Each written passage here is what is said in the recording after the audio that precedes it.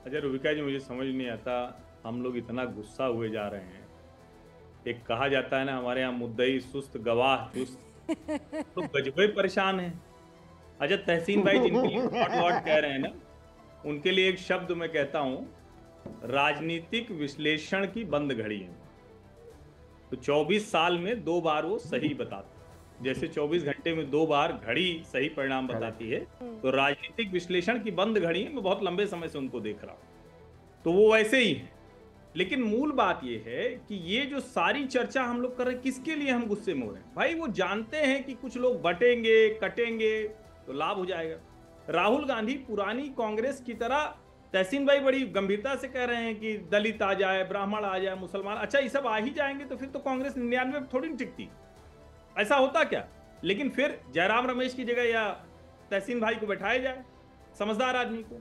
जयराम रमेश का हाल ही एक 150 डीएम वाली लिस्ट अमित शाह ने फोन कर दिया था, आई क्या वो लिस्ट? नहीं आई। अब नया आ गया है कि भाई जिसके बैटरी में जितना चार्ज बैटरी, उसके लिहाज से परिणाम आता है। मानसिक दिवालियापन है। कल को कोई कहेंगे कि वो मतलब बात नहीं हो पाई क्योंकि फलाना नेता की बैटरी में इतने परसेंट था तो आवाज थोड़ी थोड़ी कम आई। क्या बात कर रहे हैं ये लोग? और जो कहते हैं ना कि कर्नाटक, तेलंगाना और हिमाचल प्रदेश, वहां से जो एक बड़ा मोमेंटम क्रिएट हुआ था, जो 2024 के लोकसभा चुनाव में, और अभी कई लोग सवाल पूछ रहे थे, सतीश जी तो गुस्साते बहुत तेज हैं, खैर हम लोगों के वरिष्ठ हैं तो गुस्सा सकते हैं, कोई दिक्कत नहीं है। कैसे कह रहे हैं वो? आपने कहीं सुना कि राहुल गांधी ने भाषण में कहा हो कि दलित, संविधान, आरक्षण खतरे में? जाति कहने की हिम्मत नहीं हुई राहुल गांधी।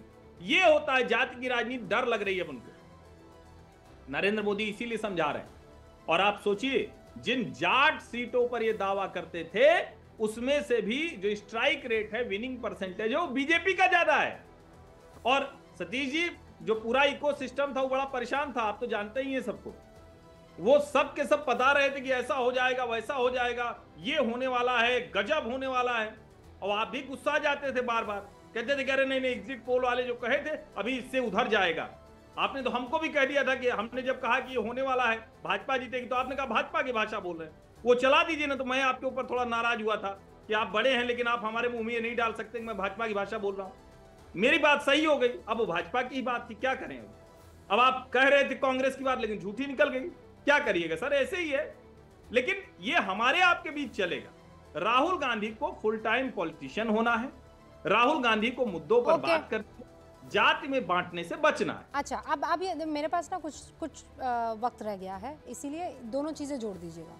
देखिए, कोई हारे कोई जीते, लेकिन ये क्या बात हुई कि जहां पर आप लोग 30 ऊपर सीटें लेकर आते हैं हरियाणा में, वहां पर ईवीएम गड़बड़ है, हाँ उसके तार हिला दिए गए हैं।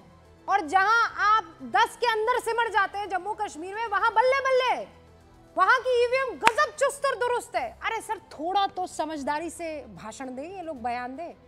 क्या समझ रखा है इन्होंने देश की जनता को? रूबिका, संकट दूसरा है। लाल चौक पे भी भाजपा को 3,500 वोट मिल गए। असली संकट इन लोगों का।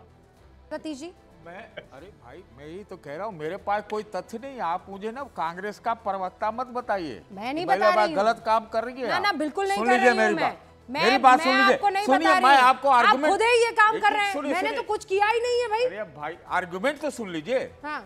ये कतई कहीं नहीं लिखा हुआ है कि जम्मू कश्मीर में जो नहीं हुआ वो हरियाणा में नहीं हो सकता। ओके, ये कहीं लिखा हुआ नहीं है, लेकिन मेरे पास तथ्य नहीं है भाई। ठीक है, तो तथ्य इकट्ठा करना जरूरी है। मेरे पास वक्त की कमी है, ये सबसे बड़ा तथ्य है।